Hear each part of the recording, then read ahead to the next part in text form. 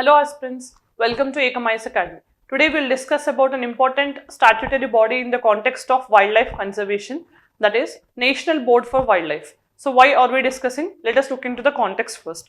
So the context of this particular article or the issue is, so in the recent times, National Board for Wildlife has rejected the petition of Uttarakhand government or Uttarakhand government's decision with respect to soapstone mining in Kedarnath Wildlife Sanctuary. So they wanted to mine around a protected area called Kedarnath Wildlife Sanctuary. It is a decision of the Uttarakhand government that was now rejected by National Board for Wildlife. So what is this National Board for Wildlife? So this is a statutory body. Statutory body means which was established under the Act of Parliament. So it was a statutory body under section 5A of Wildlife Protection Act of 1972. So we have to remember this was initially called as Indian Board for Wildlife. So it was not initially called as National Board for Wildlife. It was initially called as Indian Board for Wildlife. This was established way back in 1952, right? But later it was renamed as National Board for Wildlife. So in the beginning, it was not even placed under this Wildlife Protection Act of 1972, but it was added to an amendment passed to this particular act. An amendment was made in 2002. With this subsequent amendment, it was made as a statutory body under Wildlife Protection Act 1972. So understand, initially it was the Indian Board for Wildlife which was established under 1952. Later it was renamed as National Board for Wildlife and it was brought under Wildlife Protection Act 1972 in the year 2002 with an amendment. So it was now a statutory body under Wildlife Protection Act. Then what is the composition and who will be the main members? But before that, we just also have to understand what will be the functions of this particular body, right? So this is the main body which gives approval or suggestions regarding wildlife conservation to the government of India. So with respect to wildlife conservation, everything is actually given by this particular body to the government of India. So in what aspects they generally give? So for example, if you wanted to construct any lodge or any other habitational facilities near the protected areas, or if you wanted to alter the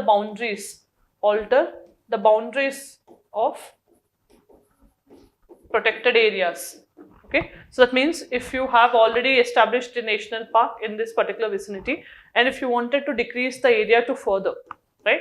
So then this increase or decrease also has to happen only on the decision on the approval of National Board for Wildlife. Apart from this, importantly, denotifying a tiger reserve. Very importantly, denotifying means already established a tiger reserve can only be denotified on the approval of National Board for Wildlife. So that means any measure regarding the welfare of wildlife or the conservation of wildlife along with the alteration of boundaries regarding any protected area, and everything has to be there on the advice of National Board for Wildlife. Then what will be the structure?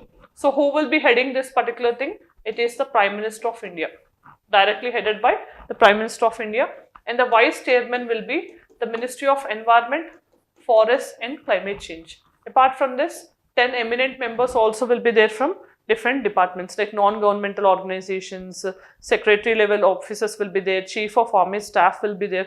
Like this, we'll have the varied composition in this particular body. Then apart from this, we also have a standing committee for National Board for Wildlife. So this standing committee for National Board for Wildlife will be headed directly by the Ministry of Environment, Forests and Climate Change. So this is like a recommendation body, or you can say policy suggestion body to the National Board for Wildlife, policy formulation body for National Board for Wildlife. So it recommends the policies and other aspects to Standing Committee on the Wildlife Conservation. So now let us look into the practice question. Let us look into the practice question on this topic. Which of the following statements about National Board for Wildlife is correct? So NBWL is a statutory body. It has the powers to approve, reject projects in and around the protected areas. It includes non-governmental experts in the composition. So out of this, which is the right option, let me know in the comment section. Then today we have discussed about an important statutory body called National Board for Wildlife. Interestingly, the Wildlife Conservation Act or Wildlife Protection Act of 1972 also has established National Tiger Conservation Authority, which was a tiger protection body in India in 2006. And we also have Central Zoo Authority and National Board for Wildlife.